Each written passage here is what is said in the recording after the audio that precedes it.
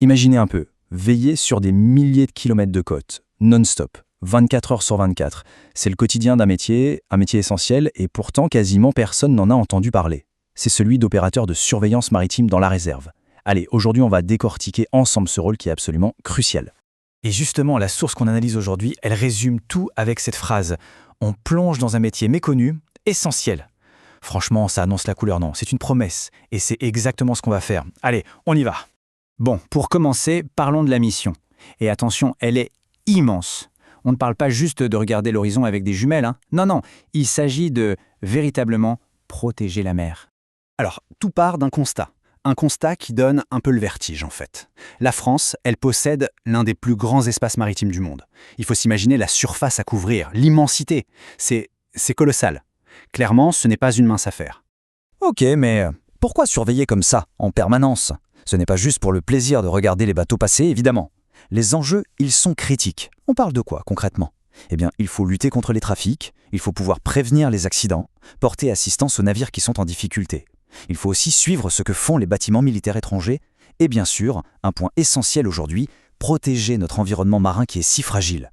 Et tout ça, ça se pilote d'où ? Ça se passe ici, au cœur battant de la mission, les centres opérationnels.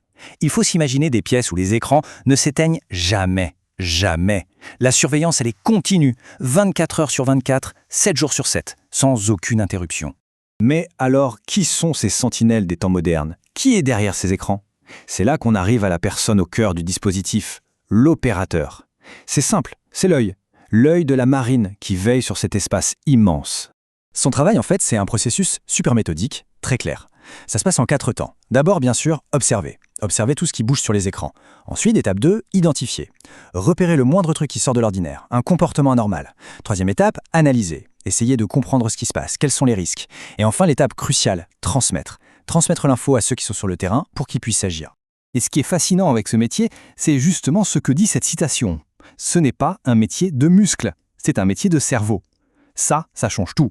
On est très très loin de l'image d'Épinal du marin costaud. Ici, absolument tout repose sur l'analyse et le sang-froid. Du coup, le plus important, ce n'est pas la force physique. Pas du tout. Ce sont des qualités mentales. Il faut de la rigueur pour être sûr de ne rien laisser passer. Un sens de l'observation de lynx pour repérer le petit détail qui cloche. Un calme olympien, parce que parfois les décisions, il faut les prendre en quelques secondes. Et évidemment, un esprit d'équipe et une capacité d'analyse hyper rapide. Voilà, la vraie boîte à outils de l'opérateur, c'est ça. Allez, pour que ce soit bien concret, prenons un exemple. Un scénario typique. Imaginons la scène. Sur l'écran, un navire coupe son transpondeur. Pouf ! D'un coup, ce petit point lumineux qui représentait un bateau, il arrête d'émettre son identité. Il devient un fantôme. Et là, immédiatement, c'est l'alerte dans la tête de l'opérateur. La question à 1 million, c'est quoi ? Un simple problème technique ? Une panne ?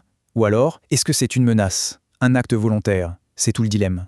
Et c'est précisément là que tout le savoir-faire de l'opérateur entre en jeu. En une poignée de secondes, il faut croiser toutes les données disponibles, analyser le contexte et transformer ce doute en une information exploitable. C'est cette vigilance qui fait toute la différence. On passe d'une simple anomalie à une action concrète, une intervention qui peut tout changer. Et c'est là que l'histoire devient vraiment intéressante, presque surprenante. Parce qu'une grande partie de ces yeux qui veillent, ce ne sont pas des militaires de carrière, non. Ce sont des réservistes, des gens qui ont choisi de servir, mais autrement. C'est littéralement une double vie. D'un côté, on a la vie civile de tous les jours, le boulot, les études, la famille. Et de l'autre, un engagement. Ponctuel, oui, mais intense. Avec des missions, une formation militaire et ce sentiment de servir à quelque chose, de servir son pays. Ce sont vraiment 2 mondes qui cohabitent et qui s'enrichissent l'un l'autre. Alors, concrètement, comment ça se passe ?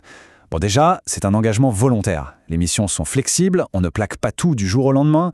Et ce qui est assez fou, c'est que toute la formation est assurée par la marine. Pas besoin d'être un vieux loup de mer, aucune expérience maritime n'est demandée au départ. On est tout de suite intégré dans une équipe de pros et on apprend, bien encadré. Et ça nous amène au point peut-être le plus important, l'impact, ce qui donne tout son sens à ce métier. Parce qu'ici, chaque regard posé sur un écran, chaque décision, même la plus petite, peut avoir des conséquences bien réelles. Oui, il ne faut jamais l'oublier. Derrière ces petits points lumineux sur une carte, il y a des vies, des vrais gens, des marins, des pêcheurs, des familles en vacances sur un voilier. Et le travail de l'opérateur, il a un impact direct, immédiat, sur la sécurité de toutes ces personnes. Cette citation, elle est percutante. Elle résume tout. Un opérateur peut faire la différence entre un incident et un drame. Une seconde. La différence entre un simple incident et un drame. Un mot, une alerte au bon moment, une seule décision, et tout peut basculer. La responsabilité est juste immense. Au final, c'est un rôle qui se joue complètement dans l'ombre, loin, très loin des projecteurs. C'est un rôle discret, oui, mais profondément, fondamentalement utile pour nous tous, pour la collectivité. Alors, pour conclure, cette plongée dans ce métier nous laisse avec une pensée assez forte. On dit souvent que la mer ne dort jamais. C'est vrai. Alors la question c'est, qui veille sur elle pendant ce temps? Eh bien la réponse maintenant on la connaît un peu mieux. Ce sont ces hommes et ces femmes, des civils comme tout le monde bien souvent, qui choisissent de donner de leur temps pour être nos yeux, nos gardiens silencieux, au-dessus de l'océan.